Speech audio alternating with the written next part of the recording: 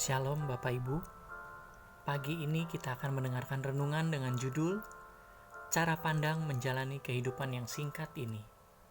Ayat referensi kita terambil dari Yakobus 4 ayat 14 yang mengatakan, "Sedang kamu tidak tahu apa yang akan terjadi besok, apakah arti hidupmu?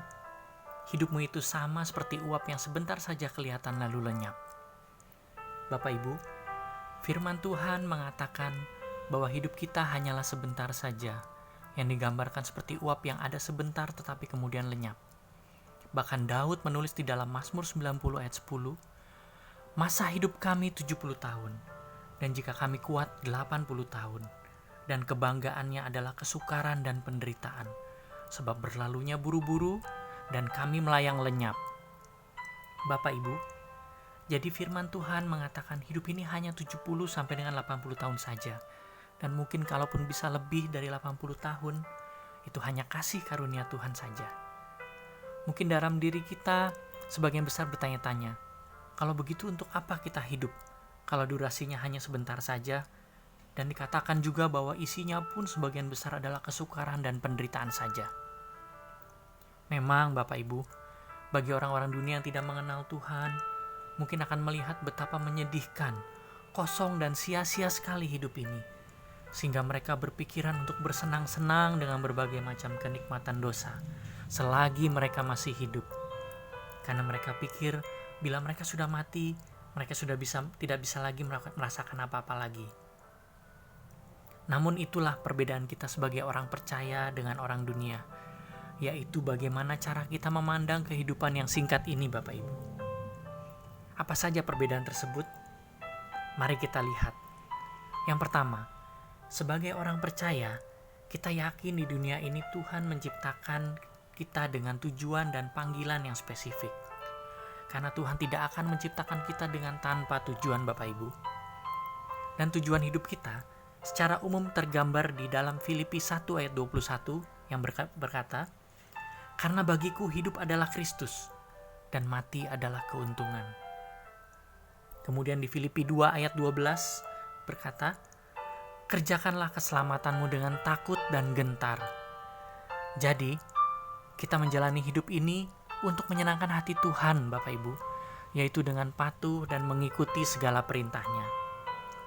Yang kedua, kalau tadi dikatakan hidup kita isinya adalah kesukaran dan penderitaan, sebagai orang percaya kita memang tidak luput dari hal tersebut. Tapi Tuhan sudah menjamin hidup kita.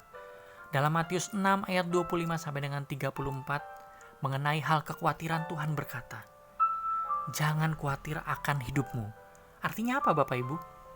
Artinya Tuhan menjamin hidup kita semua dalam segala hal.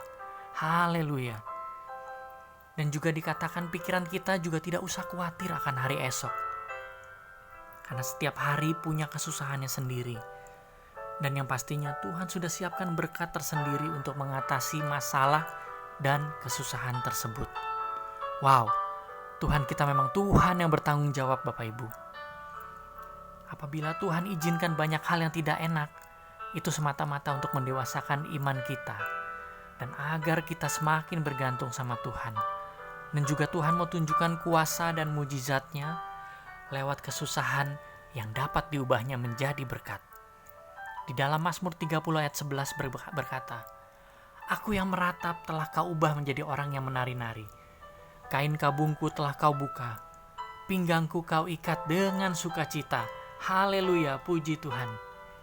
Dan yang ketiga, di saat kita menjalani hidup ini dengan berserah pada Tuhan, kekhawatiran akan kesukaran, penderitaan hidup bukan menjadi masalah lagi.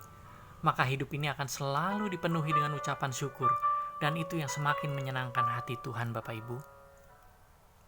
Dan itulah uniknya dan hebatnya kita sebagai orang percaya, yang mungkin aneh di mata dunia, karena di dalam kondisi hidup yang paling tidak enak sekalipun, kita masih bisa mengucap syukur dan selalu ada jalan keluar dari Tuhan atas masalah yang kita hadapi. Di dalam Mazmur 34 ayat 19 berkata, "Kemalangan orang benar banyak, tapi Tuhan melepaskan dia dari semuanya itu." Pada akhirnya saudara-saudara, kesimpulan yang bisa kita tarik adalah yang pertama, Hidup ini singkat dan harus dipenuhi dengan ucapan syukur sebagai respon terhadap cintanya Tuhan. Karena Dia adalah Tuhan yang selalu ingin berhubungan dengan kita umatnya. Yang kedua adalah, baik dalam hidup ataupun mati, bila kita bersama Tuhan, kita akan selalu dipenuhi dengan sukacita. Karena arti dari kematian bagi orang percaya Tuhan adalah tutup mata di bumi, lalu buka mata di surga. Haleluya. Tuhan Yesus memberkati kita semua. Amin.